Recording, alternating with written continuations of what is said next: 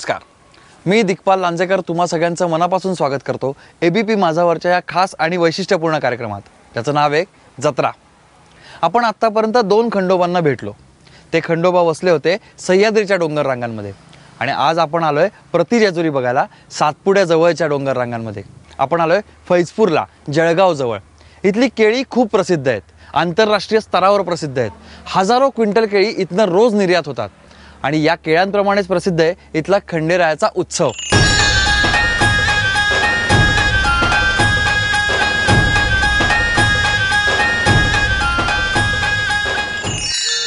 फैजपूर वसलंय जळगाव जिल्ह्यात। भुसावळ पासून 16 किलोमीटरवर हे छोटेखानी टुमदार शहर आहे। फैजपूर पासून अवघ्या 22 किलोमीटरवर मध्य प्रदेशाची सीमा सुरू होते। फैजपूरला ऐतिहासिक महत्त्व सुद्धा आहे। औरंगजेबाच्या काळात हे महत्त्वाचं ठाणं होतं। इथं फैज नावाचा अंमलदार वस्ती करून होता, म्हणून याला फैजपूर असं नाव पडलं असं सांगितलं जातं। रस्त्याच्या दोन्ही बाजूला दिसणाऱ्या केळीच्या बागा ओलांडत मी फैजपूरच्या प्रसिद्ध खंडेरायाच्या मंदिरापाशी पोहोचलो। भव्य कमानीनं माझं स्वागत केलं।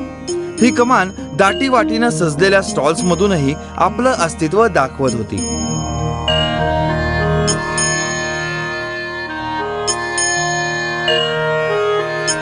आजूबाजूला हळूहळू गर्दी वाढत चालली होती। खंडेरायाच्या दर्शनाच्या ओढीनं मी कमानीतून आत प्रवेश केला।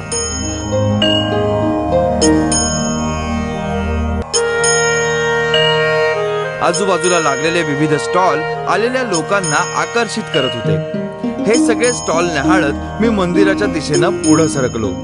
भर दुपारची उन्हाची वेळ असूनही भाविकांचा उत्साह कमी नव्हता। सगळे मनापासून या जत्रेचा आनंद लुटण्यात आणि खरेदी करण्यात मग्न होते। विशेष म्हणजे दागिन्यांच्या स्टॉलवर महिलांची झुंबड उडाली होती। वर्षभर वेगवेगळ्या समारंभात मिरवण्यासाठी आवश्यक असलेली आपली आभूषणं महिला जमेल तिथून खरेदी करत होत्या।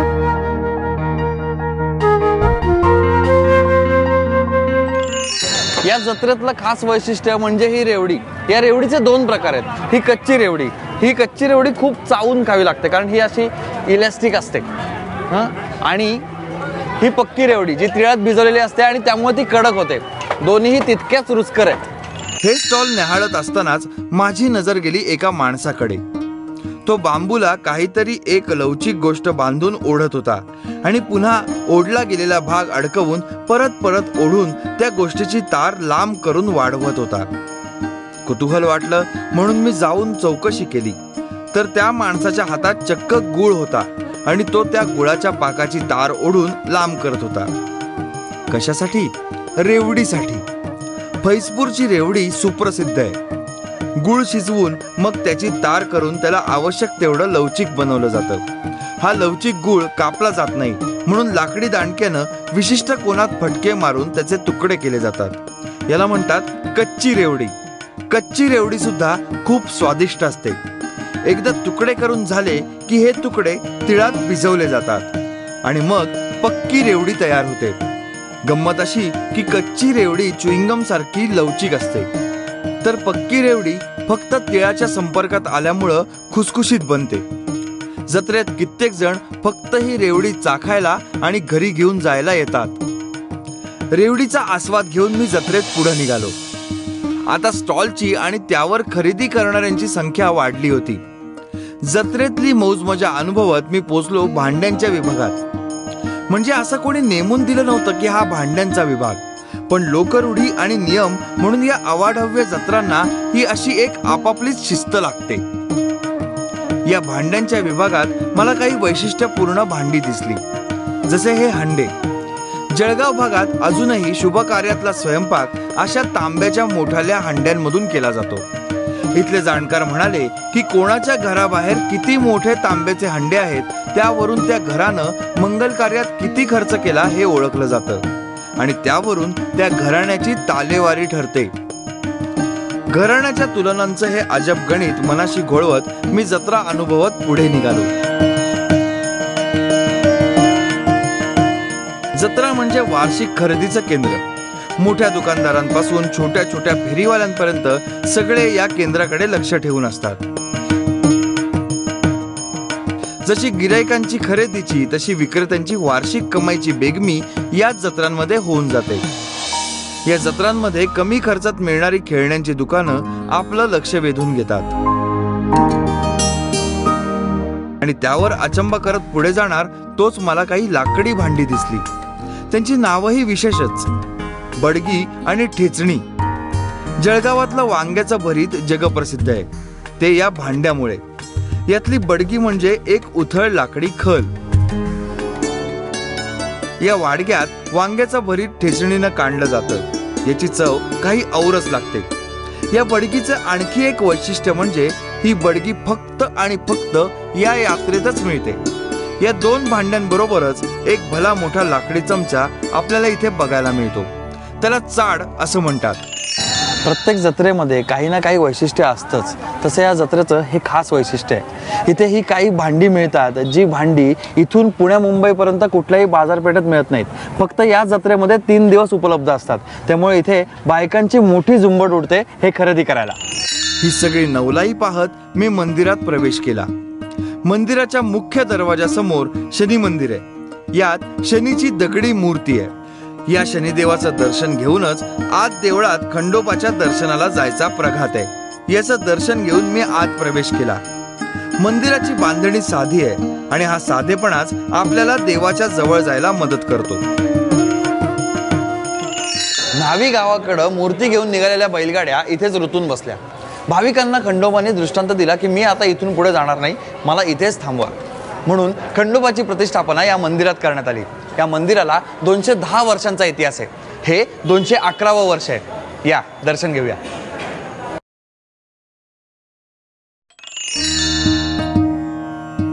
मंदिराच्या दरवाजातून सरळ चालत येऊन मी घंटा वाजवली आणि माझ्या आगमनाची वर्दी आत देवापाशी पोचवली. देवळाच्या गाभाऱ्यात खंडोबा, म्हाळसाई आणि बाणाईच्या संगमरवरी मूर्ती आहेत. या सुबक मूर्ती पाहून आपण सहज नतमस्तक होतो.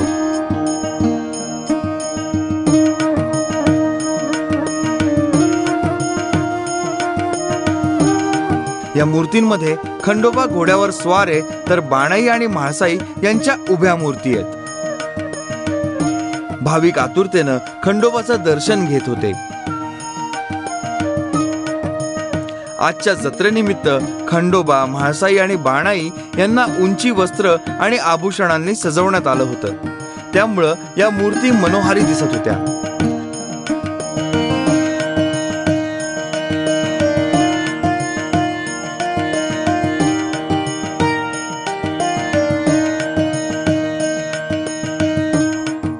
मी मंदिरात पोचलो आणि मला बघायला मिळाली खंडेरायाची आरती. भक्त दाटीवाटीनं आपल्या लाडक्या खंडेरायाची आरती करायला गाभाऱ्यात उभे होते. घनश्यामदासजींनी काकडा हातात घेऊन आरती सुरू केली आणि भक्त एकमुखानं त्यात सामील झाले.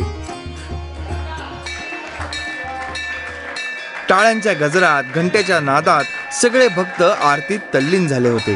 गावातली आणि मंदिरातली प्रमुख मंडळी ध्वनिवर्धकावरून आरतीचा पुढाकार घेत होती.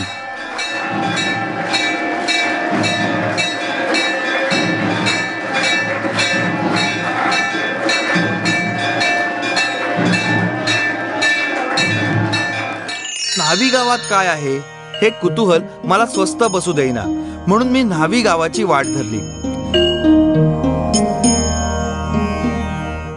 हे गाव फैजपूर पासून 3 किलोमीटर अंतरावर आहे. गावात पोचताच माझं स्वागत केलं न्हावी गावातल्या भव्य खंडोबा मंदिरानं. सुंदर आणि आटोपशीर बांधणीचं हे मंदिर बघता क्षणीच आपलं लक्ष वेधून घेतं.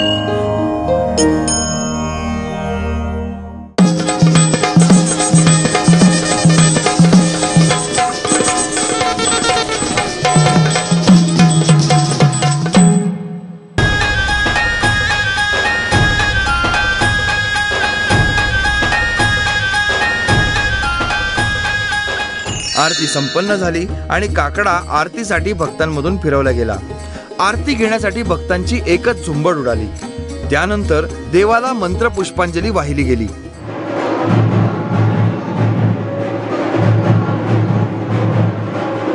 देवाच्या मूर्तीच्या बाजूला असलेल्या मूळ दगडी मूर्तींना नैवेद्य दाखवण्यात आला.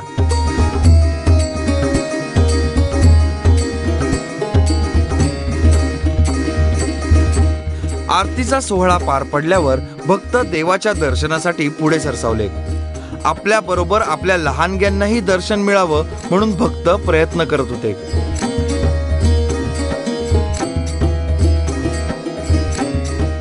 मुळात फैजपूर हे छोटंसं शहर असून एक ते 50,000 लोकसंख्या आहे आणि या फैजपूरला लागून 40 ते 50 खेडी लागून आहे. 5 दिवसामध्ये जवळजवळ 2 ते 2.5 लाख लोक इथे या यात्रेसाठी जमतात. होळीच्या दिवशी सकाळी खंडेरायांना महाअभिषेक होतो आणि आरती होते. त्यानंतर दैनंदिन क्रमानुसार सकाळी आणि संध्याकाळी 7 वाजता दैनंदिन आरती होते. महाराणी अहिल्याबाई होळकरांच्या धर्मपरायणतेची साक्ष हे मंदिर देतं. असं म्हणतात की खंडोबानं त्यांच्या स्वप्नात जाऊन त्यांना दृष्टांत दिला आणि त्याची आज्ञा शिरसावंद्य मानून अहिल्याबाईंनी या भव्य मंदिराची निर्मिती केली.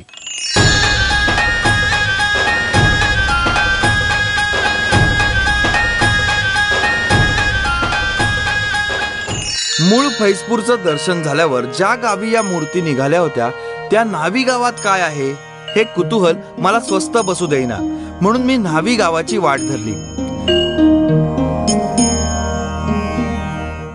हे गाव फैजपूर पासून 3 किलोमीटर अंतरावर आहे. गावात पोचताच माझं स्वागत केलं न्हावी गावातल्या भव्य खंडोबा मंदिरानं. सुंदर आणि आटोपशीर बांधणीचं हे मंदिर बघता क्षणीच आपलं लक्ष वेधून घेतं.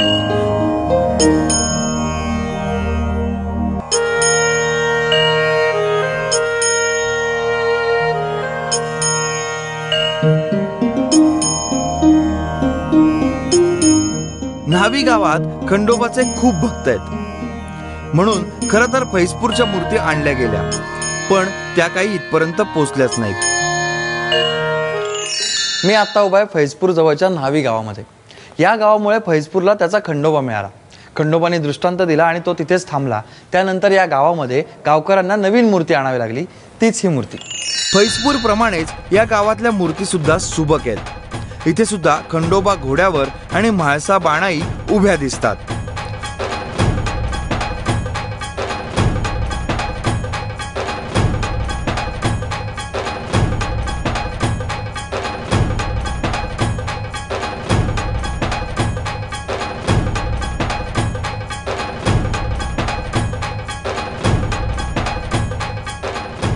मंदिराच्या डाव्या बाजूला इथल्या मूळ लाकडी मूर्ती बघायला मिळतात. अगोदर खंडेराव महाराज जयपूरहून आणले, ते फैजपूर मूर्ती आणली, म्हणजे फैजपूर येत होती. काही गाळे फसले त्यामुळे फैजपूरलाच उतरली. मग नंतर दुसरी मूर्ती आणली, ती आम्ही गावकऱ्यांनी 1952 साली इथे स्थापना केली.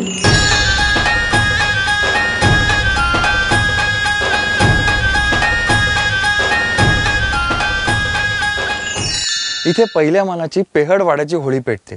शेतातून एरंडाचा दांडा शोधून नेला जातो आणि त्याभोवती होळी रचली जाते. मग 5 जोडपी त्या होळीची पूजा करतात आणि मग होळी पेटवली जाते. तोपर्यंत गावातले गावकरी आपापली होळी रचून ठेवतात आणि ही होळी पेटण्याची वाट बघतात. एकदा ही मानाची होळी पेटली की त्यातल्या निखाऱ्यांनी गावातल्या इतर होळी पेटवल्या जातात. फैजपूरची यात्रा असते होळीची, त्यामुळे इथली होळी रचणं ही सुद्धा एक वैशिष्ट्यपूर्ण प्रथाच आहे. या होळीसाठी एका शेतावरचा एरंडाचा दांडा शोधला गेला. गावकरी त्यासाठी तिथपर्यंत पोचले. हे झाड नंतर काढून मुख्य चौकात आणलं गेलं. इथली म्हसोबाच्या देवळाजवळची जागा होळीसाठी रांगोळीनं सुशोभित केलेली होती.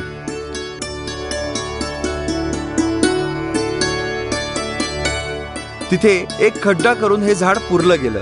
मग त्याभोवती गोवऱ्या आणि लाकडं रचून होळी उभी केली गेली.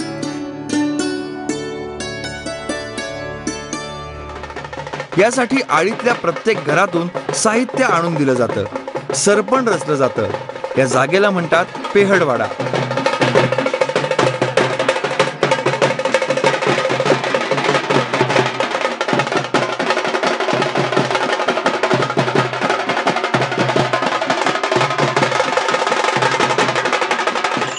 प्रदक्षिणा झाल्यावर सुवासिनी होळीची राख अंगारा म्हणून घेऊन जातात। आतापर्यंत अख्ख्या फैजपूरमध्ये विविध ठिकाणी होळी पेटल्या होत्या आणि गावकरी भक्तिभावानं त्यांची पूजा करून अग्निदेवतेकडे प्रार्थना करत होते।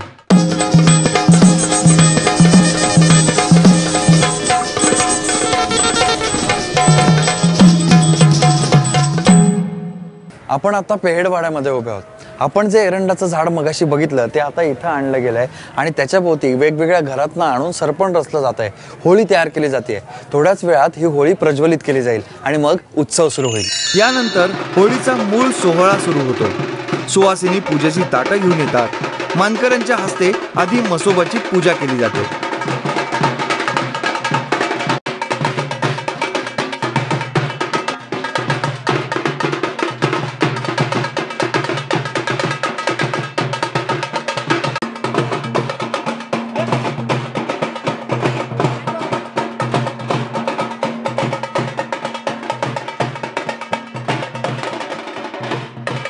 मागे हलगीचा कडकडणारा नाद सुरू होतो। त्यानंतर 5 जोडप्यांच्या हस्ते होळीची पूजा केली जाते। होळीला पूजेबरोबर भाताच्या मुदेचा नैवेद्य दाखवला जातो।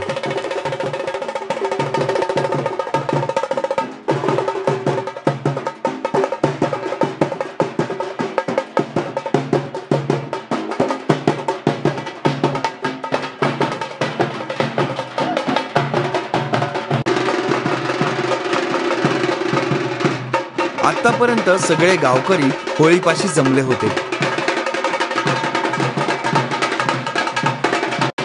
आणि मग होळी प्रज्वलित केली गेली। या होळीमधून इतर होळींसाठी अग्नी घेऊन त्या त्या आळीतले तरुण धावले।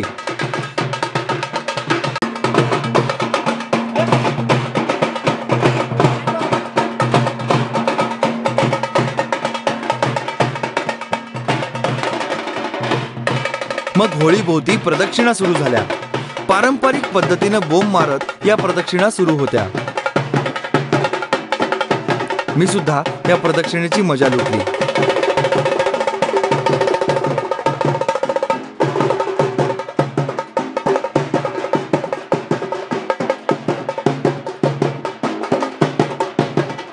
प्रदक्षिणा झाल्यावर सुवासिनी होळीची राख अंगारा म्हणून घेऊन जातात।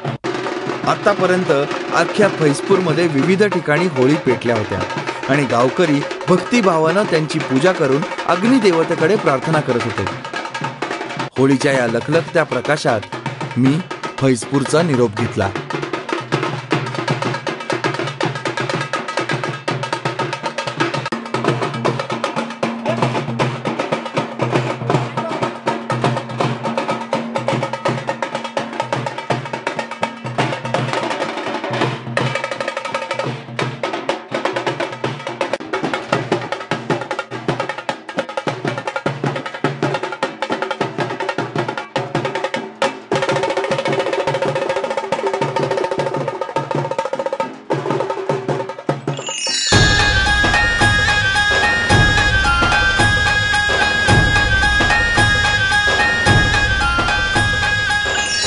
या हंगामामध्ये आपण महाराष्ट्रातल्या वेगवेगळ्या जत्रांची गंमत अनुभवत फिरतोय। पार कोकण गोव्यापासनं ते विदर्भापर्यंत आपण सगळीकडे फिरतोय। म्हटलं तर या जत्रा वेगवेगळ्या आहेत, म्हटलं तर या सारख्या दिसतात। ही गंमतच आपण बघणार आहोत पुढे सुद्धा। तेव्हा भेटूयात पुढच्या गावामध्ये आणि नवीन जत्रेमध्ये। तोपर्यंत राम राम पाहुणा।